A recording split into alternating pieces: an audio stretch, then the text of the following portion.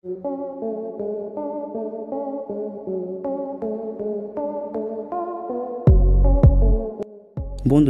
যে কারণে একটি পুরুষ বাঘকে স্ত্রী বাঘগুলো মানে জঙ্গলের মেয়ে বাঘগুলো উত্তেজিত করে না, আপনি জানলে আশ্চর্য হয়ে যাবেন যে একটি পুরুষ বাঘের যৌন ক্ষমতা এতটাই প্রখর হয়ে থাকে যে এরা একটানা 1.5 ঘন্টা পর্যন্ত যৌন মিলনে লিপ্ত থাকে। একটি বাঘের চোয়াল এতটাই ধারালো ও শক্তিশালী হয়ে থাকে যে এদের চোয়ালের আঘাতে পাথর পর্যন্ত টুকরো টুকরো হয়ে যায়।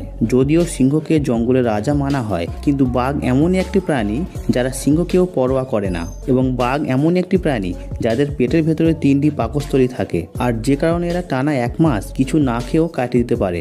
গবেষণায় উঠে এসেছে এরা যৌন মিলন করার পর পর্যন্ত 3 দিন পর্যন্ত প্রস্রাব করে না।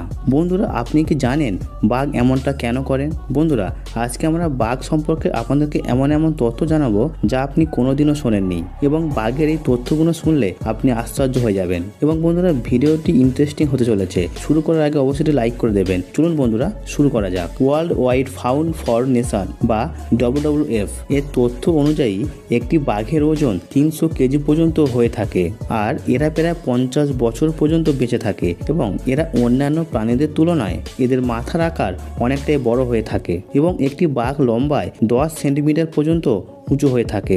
আপনি জানলে আশ্চর্য হয়ে যাবেন, প্রাণী জগতের মধ্যে বাঘের মস্তিষ্ক সব থেকে বড় হয়ে থাকে, এবং এই মস্তিষ্কের ওজন 300 গ্রাম পর্যন্ত হয়ে থাকে। প্রাণী জগতে বাঘের স্মৃতিশক্তি অনেকটাই ভালো, এবং স্মরণ শক্তিও অনেকটাই শক্তিশালী হয়ে থাকে। এদের স্মৃতিশক্তি মানুষের থেকে 300 গুণ বেশি। এরা ভারী হওয়ার সত্ত্বেও 300 কেজি ওজনের একটি বাঘ লাফিয়ে 15 ফুট পর্যন্ত লাফাতে পারে, যেখানে আজকের দুনিয়ার মানুষের মতো অলিম্পিক চ্যাম্পিয়নরাও হার মানবে।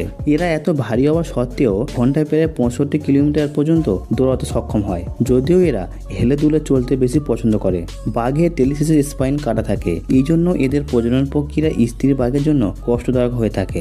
দীর্ঘ সময় পর্যন্ত উত্তেজিত থাকলেও বাঘ কখনো দুর্বল হয় না। বাঘের লিঙ্গে ব্যাকুল নামে একটি হাড় রয়েছে, যা দীর্ঘ সময় পর্যন্ত এদের পেনিসকে শক্ত রাখতে সাহায্য করে।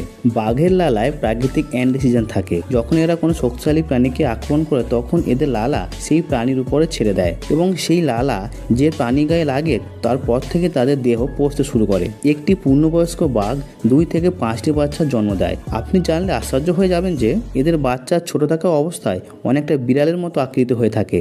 একটি দম্পতি ভুল করে বিড়ালের বাচ্চা মনে করে 2টি বাঘের বাচ্চাকে তাদের বাড়িতে নিয়ে এসেছিল, এবং বাড়িতে এনে তারা পুষতে শুরু করে, এবং এক পর্যায়ে সেই বিড়ালের বাচ্চার মতো দেখতে বাঘের বাচ্চা বড় হয়ে তাদের খুব ভালো বন্ধু হয়ে যায়। আপনি জানলে আশ্চর্য হয়ে যাবেন, বাঘ যখন ক্ষুধার্ত থাকে তখন আশেপাশে খাবার না পেলে এরা নিজের বাচ্চাকেও খেয়ে ফেলে। হ্যাঁ, আপনি একদম ঠিকই শুনেছেন। বিখ্যাত বাঘ শিকারী জিম করবেট বলেছেন যে বাঘের বাচ্চারা মায়ের সাথে 18 মাস পর্যন্ত থাকে, এবং যখন তারা নিজেদের মতো চলাফেরা করা শুরু করে তখন তারা তাদের মা বাবাকে ছেড়ে চলে যায় এবং নিজেদের মতো করে শিকার করে বেড়ায়। এদের প্রধান বৈশিষ্ট্য হলো পুরুষ বাঘ শিকার করে এবং তাদের স্ত্রী এবং বাচ্চাকে আগে খেতে দেয়।